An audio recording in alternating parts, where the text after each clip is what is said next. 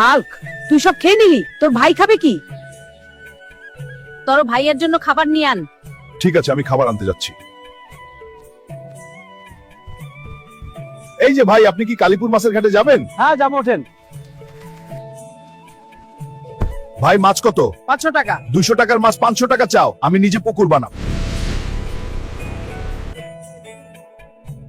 এখানে একটা পুকুর বানাবো। সোহাম, যারা যারা সাবস্ক্রাইব করেছে তাদের বাড়ির পাশের নদী থেকে পানি নিয়ে আস। এই যে গাড়ির সব পানি গর্তে ফেলে দিচ্ছি। দেখো কি মজা, সব শেষ, পুরো গর্ত ভর্তি। এখন আমি মাছ আনবো এখানে। এই মাছগুলো আমার পুকুরে ছেড়ে দেব।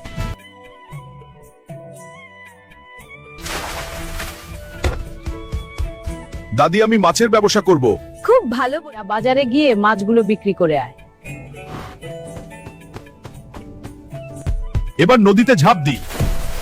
অনেক মাছ পাওয়া গেল, হাড়িতে রাখি। এবার বাজারে যাই। দাদি, আমি মাছ বিক্রি করে আসছি। হাল্ক, মাছগুলো কত দাম? এই নিন। ধন্যবাদ হাল্ক। দাদি দেখ, টাকা এনেছি। শোনা আমার। ধামরা হাল্ক অনেক কষ্ট করে মাছের ব্যবসা করে। আপনারা সবাই ভিডিওতে লাইক দিন।